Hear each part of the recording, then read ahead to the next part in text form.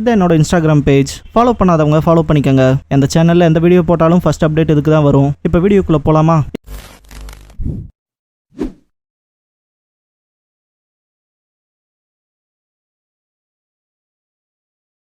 Hello guys, நீங்கள் பார்க்குறது Tamil anime 2.0 and நான் தான் உங்கள் சென்பாய்.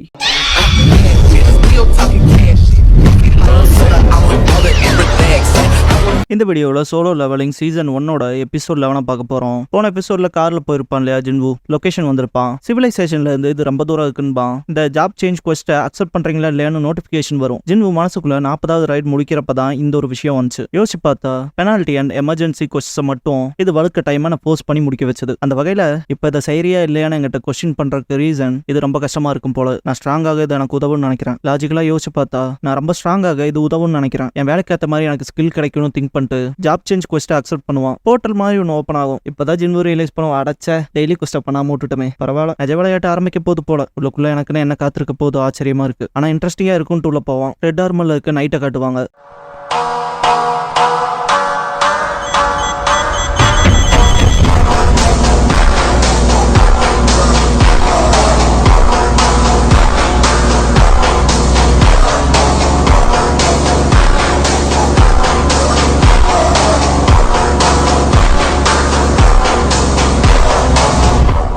ஓப்பனிங் சாங் முடிஞ்சதுக்கு அப்புறமா டைனிங் ரூம்ல காட்டுவாங்க. யூஜின் கன்ஸ்ட்ரக்ஷனோட சேர்மனான யூ மிங்யான் இருப்பாரு. ஜின்ஹோவும் கூட இருப்பான். ஜின்சங் வருவான். லேட்டா வந்ததுக்கு சாரி கேட்கவும் சரியான டைமிங்க்கு தான் வந்தேன்பாரு யூ மிங்யான். பார்த்து ரொம்ப நாள் ஆச்சு ஜின்ஹோங்கவும். ஜின்ஹோ அண்ணா நீங்களான்பான். டஞ்சனுக்குள்ள போன ஜின்ஹோவை காட்டுவாங்க. சுத்தி பார்த்துட்டு நார்மலா தான் இருக்குன்பான். நோட்டிபிகேஷன் வரும். இந்த ஏரியாவில் போர்ஷன்ஸ் அப்புறம் ஸ்டோருக்குள்ள போறதுல தடை செய்யப்பட்டது. லெவலிங் அப் ஆகிறப்ப ஸ்டாட்ஸை ரெக்கவர் பண்ண முடியாதுன்னு காட்டும். ஜின்ஹோ போர்ஷன்ஸே இல்ல ஃபுல் ரெக்கவரியை பயன்படுத்தக்கூடாதா, இல்லைன்னா அதை அப்படியே விட்டுறணுமா? அப்ப நான் ரொம்ப கேர்ஃபுல்லா இருக்கணும் போலன்னு திங்க் பண்றப்ப யாரோ அப்ரோச் ஆகிற மாதிரி டேகர் எடுப்பான். முன்னால ஒரு நைட் வரும். ஜின்வு தானே ஆர்மர் டைப் பீஸ்டான்பான். ஜின்வு அட்டாக் வச்சு வேலைக்கு ஆயிருக்காது. ஷாக் ஆவான். திரும்ப அட்டாக் வைக்கவும் தடுப்பான். ஸ்வாட் ஸ்விங் பண்ணும். பின்னால வந்துருவான். வெச்ச ஹிட்ட டேகர் வச்சு தானே தடுத்திருப்பான். ஃபேட்டல் ஸ்ட்ரைக் லெவல் 1 தான் இருக்கும். கிரிட்டிக்கல் ஹிட்டுங்கிறனால மைனஸ் பஃப்ல போகும். திரும்ப தாக்குறப்பவும் வேலைக்கு ஆயிருக்காது. டேகரை போக வச்சுட்டு இதுக்கு முன்னாலேயே நிறைய எதிரிகளோட மோதி இருக்கேன். அது இதை விட இன்னும் பயங்கரமா இருக்கும்ட்டு பிசிக்கல் ஸ்ட்ரென்த்தை யூஸ் பண்ணி 2 பிச்சிருவான். நோட்டிபிகேஷன் வரவும் தேவையில்லாம ஃபேட்டல் ஸ்ட்ரைக்கை வேஸ்ட் பண்ணிட்டேன். ஆனவ ரெக்கவரோ இதை டேமேஜை ஹீலோ பண்ண முடியாதுன்ட்டு தலை சொறிவான். நிறைய நைட் வருவாங்க ஜின்வு. ஆனா அதை நினைச்சுல இவங்களுக்கு கவலையில போலன்ட்டு பார்ப்பான். டைனிங் ஹால்ல இருக்க மியோங்கான் ஜின்ஹோ சரியா சாப்பிடாம இருக்கே, என்ன விஷயம்னு கேட்பாரு. ஜின்ஹோ இல்ல ஒன்னும் இல்லன்பான். ஜிங்சுங் சரியா அதை பார்த்துட்டு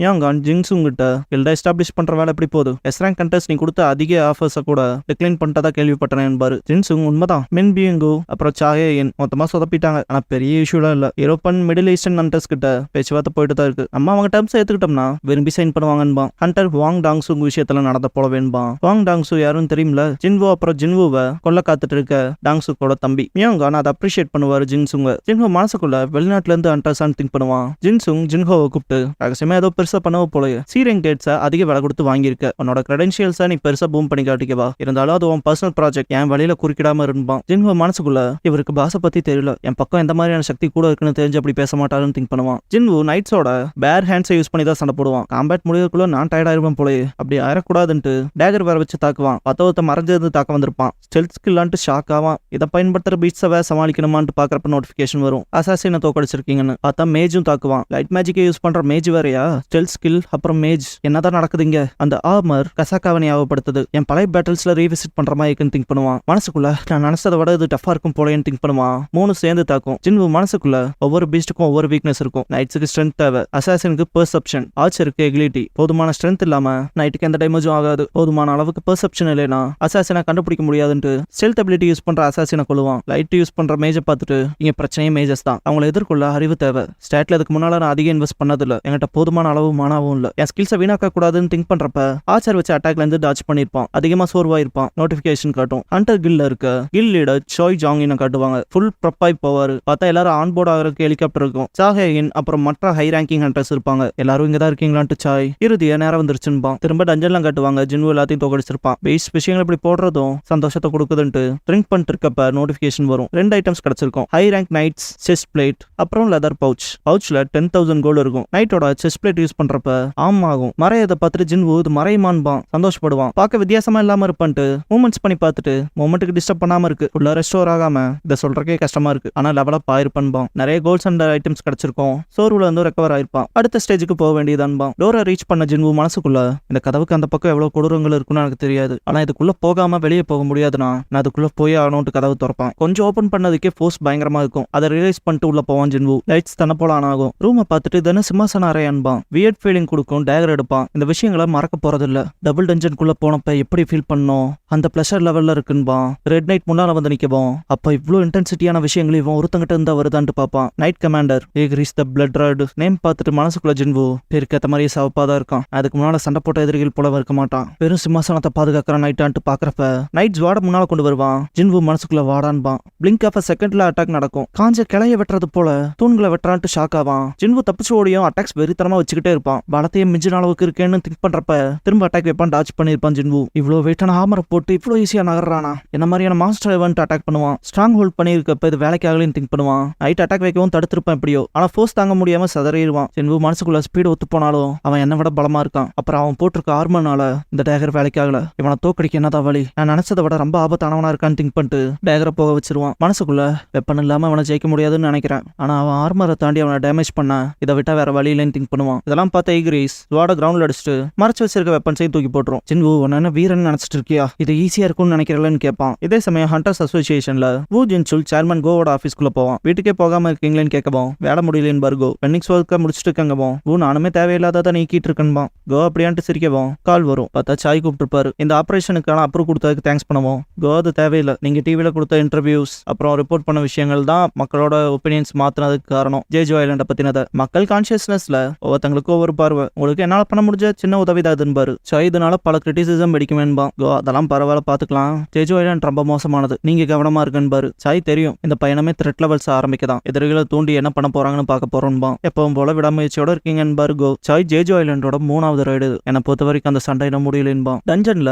ஈக்ரிஸ் ஜின்வு பக்கத்துல வந்து அவனை புடிச்சு கிரவுண்ட்ல அடிச்சுட்டு தூக்கி வீசும். செவுத்துல பட்டு நின்ன ஜின்வுவை பஞ்ச் வைக்கும். எப்படியோ கையை வச்சு தடுத்திருப்பான் ஜின்வு. போஸ்ட் ரொம்ப இன்டென்ஸா இருக்கும். லாஸ்டா வச்ச ப்ளோல செவுத்து உடச்சு அந்த பக்கமா போவான் ஜின்வு. மனசுக்குள்ள அதை தடுத்தேன். இருந்தாலும் கையோட 500 HP போச்சு. நல்ல வேலை ஆர்மர் போட்டிருந்தேன். சொல்ல போனா கொண்டிருப்பான். வார்டன் கூட இல்லாம இவ்வளவு டேமேஜா ரொம்ப ஸ்ட்ராங்கா இருக்கான்னு திங்க் பண்ணுவான். ஈக்ரிஸ் பார்த்துட்டு பவர் வேலைக்கு இல்லைன்னா ஸ்பீட தான் பயன்படுத்தி அனோட்டு டேஷ் கீழே யூஸ் பண்ணுவான். ரொம்ப ஃபாஸ்டா செயல்படுவான். கிக் வைப்பான். டாச் பண்ணிரும். அடுத்து வைக்கிற பஞ்ச் விழும். ஜின்வு திரும்ப ஃபாஸ்டா செயல்படுறப்ப அவனை பிடிக்க முடியலன்னு திங்க் பண்ணுவான். ஈக்ரிஸ் காலை தட்டி விட்டு அட்டாக் வைக்கும். செவுத்து உடச்சிட்டு பறக்கிறப்ப நோட்டிபிகேஷன் வரும். Will power active skill. ஜின்வு மனசுக்குள்ள அந்த பேசிவ் ஸ்கில் என் டிஃபென்ஸை பூஸ்ட் பண்ணிருக்குன்னு திங்க் பண்ணுவான். திரும்ப அட்டாக் பண்ணும். புகையா இருக்கும். ஜின்வு சடனா புகையில இருந்து வெளியே வந்து தாக்க ஆரம்பிப்பான். 2 பேத்துக்குமான ஃபைட்டே வேற லெவல்ல இருக்கும். ஜின்வுக்கு ஒரு ஓப்பனிங் கிடைச்சி கிக் பண்ணுவான். பெயிண்ட் ஆகிற மாதிரி போன ஈக்ரிஸ் சடனா கான்சியஸ் வந்து வேற லெவல்ல தாக்கும். செவுத்தெல்லாம் வச்சு ஒராசி கொண்டு போய் வீசும். புகை களையும். ஈக்ரிஸ் முன்னால போய் பாக்குறப்ப ஜின்வு சிம்மாசனத்துல உட்கார்ந்திருப்பான். ரொம்ப எக்ஸாஸ்ட் ஆயிருப்பான்.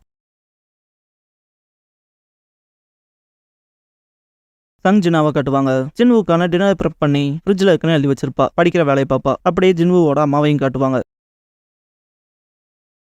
ஈக்ரிஸ் அதோட ஸ்வாட கொண்டு வந்து ஃபைனல் ப்ளோ வைக்கும். ஜின்வு இடநாம யூஸ் பண்ணிருப்பான் இல்லையா, கையாலேயே தடுப்பான் கத்திய. நான் இன்னும் தோத்து போகலன்ட்டு புஷ் பண்ணுவான். செவத்தோட கொண்டு போய் அடிச்சு டேகர் அதோட ஓனர் அவ்வளோ ஈஸியா மாத்திராதுன்ட்டு டேகரை கொண்டு வந்து ஈக்ரிஸோட கழுத்துல இறக்குவான். இன்னும் ஆழமா இறக்குனாதான் அவன் சாவான்ட்டு ரொம்ப ரேஜ் ஆவான். ஏகப்பட்ட நோட்டிபிகேஷன்ஸ் வரும். ஜின்வு நார்மல் ஆகி பின்னால வரப்ப ஈக்ரிஸ் அப்படியே உட்காந்துரும். நான் ஜெயிச்சிட்டேன்ல சரிதானு திங்க் பண்ணுவான் ஜின்வு. நோட்டிபிகேஷன் வந்திருக்கும். Night commander Igris the blood red நீங்க தோக்கடிச்சிட்டீங்கன்னு. ஜின்வு அப்படியே உட்காந்து மனசுக்குள்ள ஜஸ்ட் மிஸ் ஃப்ளூக்ல தான் ஜெயிச்சிருக்கேன். ஸ்கில்ஸ் எபிலிட்டி எக்ஸ்பீரியன்ஸ்னு பார்த்தா எங்க 2 பேத்துக்குமான டிஃபரன்ஸ்ங்கிறது எல்லா லெவல்லையும் டிஃபரன்ஸ் இருந்துச்சு. வெறும் ஒரு வாட்டி சொதப்பி இருந்தாலும் நான் செத்துருப்பேன்னு திங்க் பண்றப்ப 4 ரிவார்ட்ஸ் கிடைக்கும். ஒன்ல 15 lakhs கோல்டு இருக்கும். ஈக்ரிஸ் வச்சிருக்க அதே ஹெல்மெட் எஸ் ரேங்க் ஐட்டம். அதை யூஸ் பண்ணிட்டு டிமான் கேஸ்லோட கீ கூட எஸ் ரேங்க் தான். ஆனா இப்படிப்பட்ட கியரை நான் பயன்படுத்தினது இல்லைன்னு திங்க் பண்ணுவான். அதுவுமே மறைஞ்சதா இருக்கும். பிசிக்கல் டேமேஜ் 15% குறைக்குது. ஸ்ட்ரென்த் அண்ட் வைல்டாலிட்டியை 20 பாயிண்ட் பூஸ்டும் பண்ணுதுன்னு திங்க் பண்ணுவான். வேற லெவல்ல இருக்குன்ட்டு ஆல்ரா கைகள்ல இருக்க ரூன் ஸ்டோல் போலவேன்ட்டு மற்றெல்லாம் அப்புறம் பாத்துக்கலான்ட்டு எந்திரிப்பான். இன்ஸ்டன்ட் டெலபோர்டேஷன் ஸ்டோன் இருக்கும். ஜின்வு இது இன்வென்ட்ரிக்குள்ள போகாதேன்பான். எதுக்கு இந்த கல்ல கொடுத்தாங்கன்ட்டு முன்னால இருக்க ஈகிரிஸ பார்த்துட்டு அப்ப அந்த கோஸ்ட் இன்னும் முடியலையான்பா. பார்த்தா சின்ன சின்னதா ஏகப்பட்ட போர்ட்ஸ் ஓப்பன் ஆகும். ஜின்வுக்கு நோட்டிபிகேஷன் வரும். ஜாப் சேஞ்ச் கொஸ்ட் இப்பதான் ஆரம்பிக்குது. முடிஞ்ச அளவுக்கு சர்வை பண்ணுங்க அட்வான்ஸ்மெண்ட் பாயிண்ட்ஸ்க்காக. ஹையர் கிளாஸ்க்கு அசைன் பண்ண தேவைன்னு இருக்கும். ஷாக் ஆவான் ஜின்வு. குட் லக் சொல்லவும் குட் லக்கா முடிவே இல்லாம எதிரிகளை எதிர்க்கணுமான்னு கேட்பான். டைமர் ஓடும். எனிமிஸை பார்த்துட்டு ஈகிரிஸ் போல பல பேர் வந்தா செகண்ட்ஸ்ல செத்தேன். ஆனா அவங்கள பார்த்தா நார்மலா இருப்பாங்க போல. ஆனா நிறைய பேர் வரதான் ரொம்ப மோசமா இருக்குதுன்ட்டு செம ரேஜ் ஆகி அட்டாக் பண்ண போவான். ஜேஜோ ஐலாண்ட் ஆபரேஷனுக்கு போற சாப்பர் கிளம்பும். டஞ்சன்ல இருக்க ஜின்வு நான் சண்டை போட்டே இருக்கேன். போர்ட்டல இருந்து வந்துகிட்டே இருக்காங்கன்னு திங்க் பண்ணிட்டு அங்க எவ்வளவு நேரம் சர்வைவ் ஆகுறாங்க தான் கணக்குனான்ட்டு ஸ்டெல்த் அபிலிட்டியை யூஸ் பண்ணுவான். ஆக்டிவேட் பண்ண 200 மானா தேவைப்படும். ஒவ்வொரு மானாவையும் ஒரு செகண்டுக்கு தான் யூஸ் பண்ண முடியும்னு திங்க் பண்ணுவான். MP 850க்கு 190 தான் இருக்கும். முடிஞ்ச அளவுக்கு டைம் ஓட்டலான்னு திங்க் பண்ணுவான். திடீர்னு ஒரு கண்ணு வரும். ஸ்டெல்த்தை மொத்தமா உடைச்சிரும். ஜின்வு ஷாக் ஆயிருவான். நான் ஸ்டெல்த்ல இருந்து அவங்களால பார்க்க முடியுதான்னு. பின்னால வரப்ப சில நைட்ஸ் தாக்க வரும். மர்டரர் இன்டென்ட் பயன்படுத்தி தப்பிப்பான். மனசுக்குள்ள மர்டரர்ஸ் இன்டென்ட் அப்புறம் ஸ்டெல்த்தை மட்டுமே பயன்படுத்தி என்னால சமாளிக்க முடியாதுன்னு திங்க் பண்றப்பவே பின்னால இருந்து ஒரு நைட் அட்டாக் பண்ணும். ஜின்வு அதை தாக்கிட்டு டைமர் பாக்குறப்ப 5 நிமிஷம் தான் இருக்கும். இதுக்கு மேல அதை சமாளிக்க முடியாதுன்ட்டு எனக்கு வெறுப்பா இருந்தாலும் டெலபோர்டேஷன் ஸ்டோனை பயன்படுத்த வேண்டியதான்னு திங்க் பண்ணுவான். சடனா ஒரு நைட் வந்து ஜின்வுவோட கையிலேயே அடிப்பான். டெலபோர்டேஷன் ஸ்டோன் பறந்து போயிடும். ஜின்வுவை சுத்து போட்டிருப்பாங்க. ஜின்வுக்கு அள்ளு விடும்.